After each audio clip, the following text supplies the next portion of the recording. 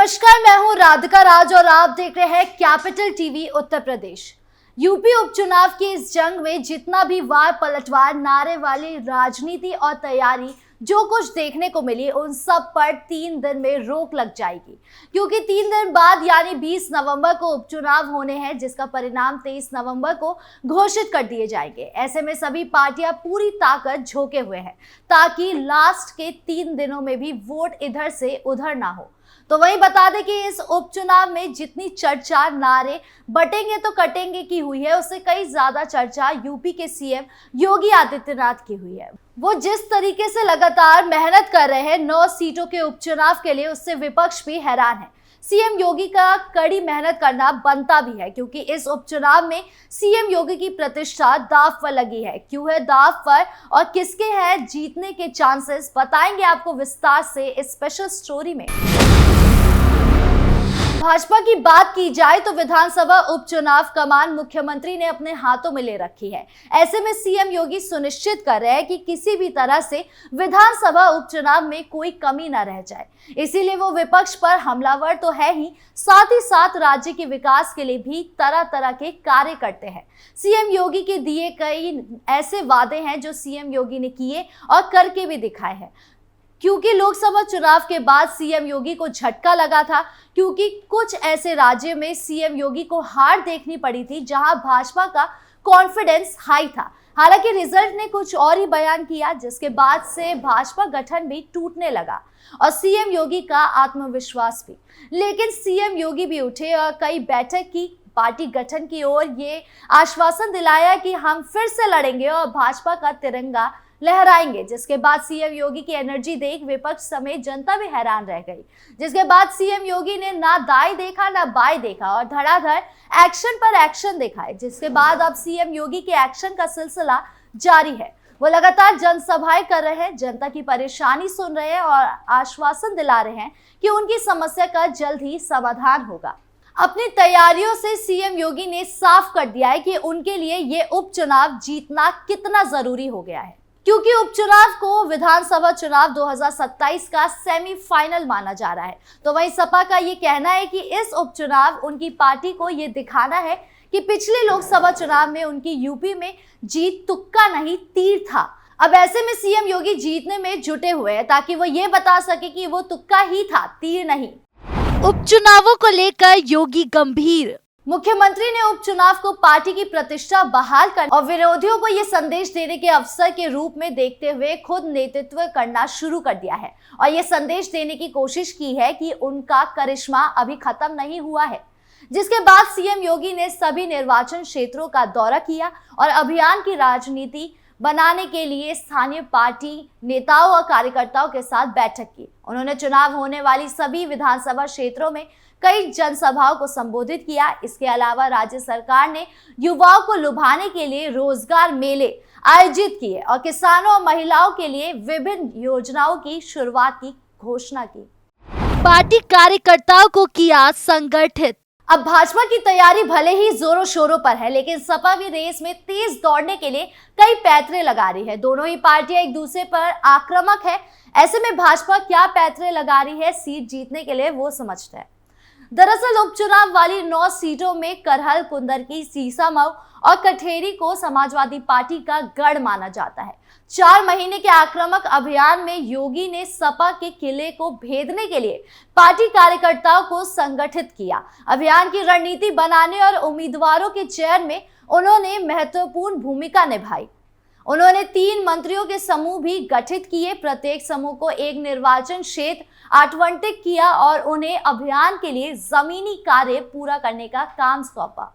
उन्होंने चुनाव अभियान को गति देने के लिए भाजपा की राज्य इकाई के शीर्ष नेताओं की उच्च स्तरीय बैठक की अध्यक्षता भी की। अपना समर्थन आधार फिर से हासिल करने के लिए भाजपा जो 9 में से 8 सीटों पर चुनाव लड़ रही है, उसमें जाति समीकरण को समझते हुए सीएम योगी ने 4 ओबीसी उम्मीदवारों को मैदान में उतारा है।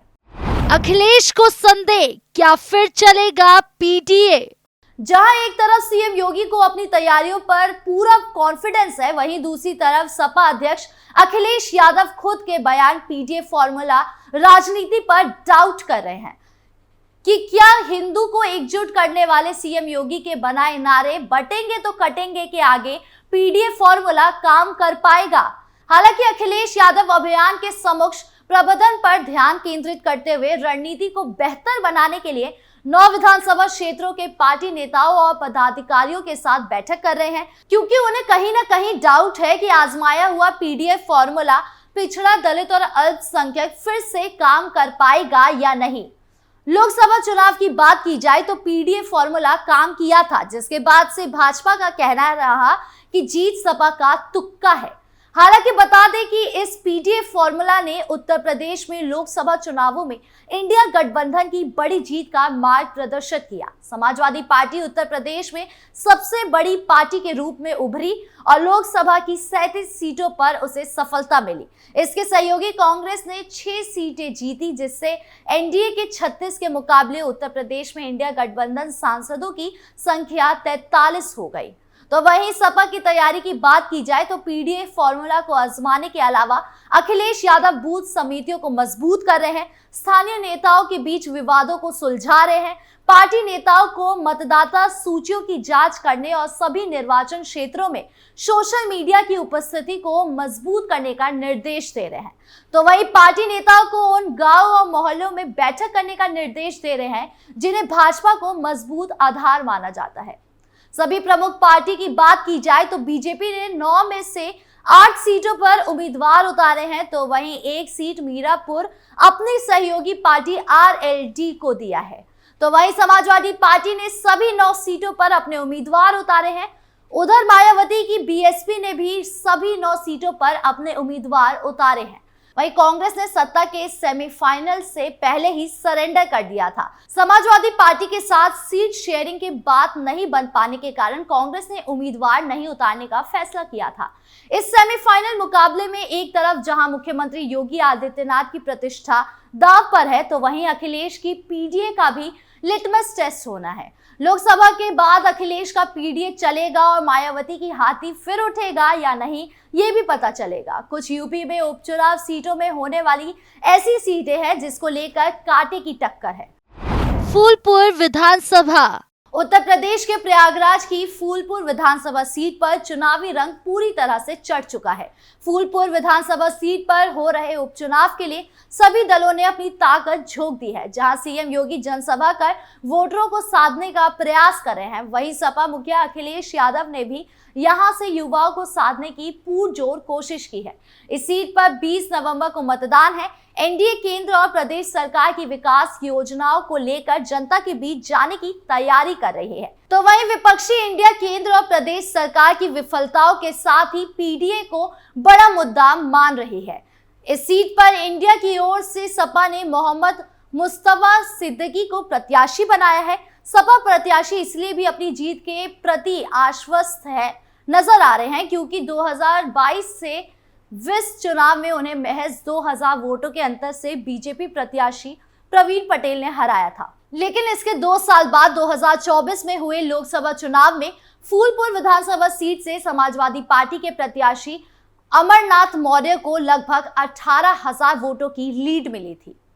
कठेरी सीट। यूपी में इन दिनों उपचुनाव को लेकर पार्टियां मैदान में डटी हुई है। अयोध्या में लोकसभा चुनाव में मिली हार के झटके से उभरने के लिए बीजेपी ने अंबेडकर नगर के कठेरी उपचुनाव को जीतने के लिए पूरा दम लगा रखा है। एक बार हारने के बाद यहां से भाजपा को बड़ी आस है। सरकार की तरफ से लंबे समय से बार बार ये संदेश दिया जा रहा है कि अयोध्या के साथ ही अंबेडकर का भी विकास प्राथमिकता पर होगा। ऐसे में अयोध्या से खासी नजदीकी अभी भी यहाँ के लोगों को रहती है।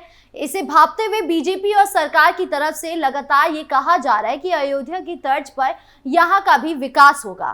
बार बार कठेरी पहुंच रहे सीएम योगी। हालांकि ये वादे तो लोकसभा चुनाव के पहले भी किए गए थे, लेकिन उसका कोई असर यहाँ पर हुआ नहीं। 1.25 लाख से अधिक मतों के अंतर से बीजेपी प्रत्याशी को करारी हार का सामना करना पड़ा था। अब उपचुनाव में फिर से कठेरी और पूरे जिले के विकास का मुद्दा उठा है। इस बार यहाँ ज्यादा विकास कराने की बात स्वयं सीएम योगी आदित्यनाथ कर रहे हैं। वो बार बार कठेरी पहुंच रहे हैं। मिल्कीपुर विधानसभा उपचुनाव में मिलेगा फायदा।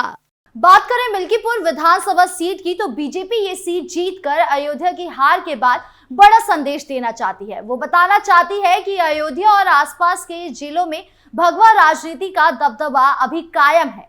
कठेरी की जीत का एक असर ये भी होगा कि लोकसभा चुनाव में पूर्वांचल के सामने आई सपा की धमक के असर को कम किया जा सकेगा। इसका फायदा आगे होने वाली मिल्कीपुर विधानसभा के उपचुनाव में उठाया जा सकेगा।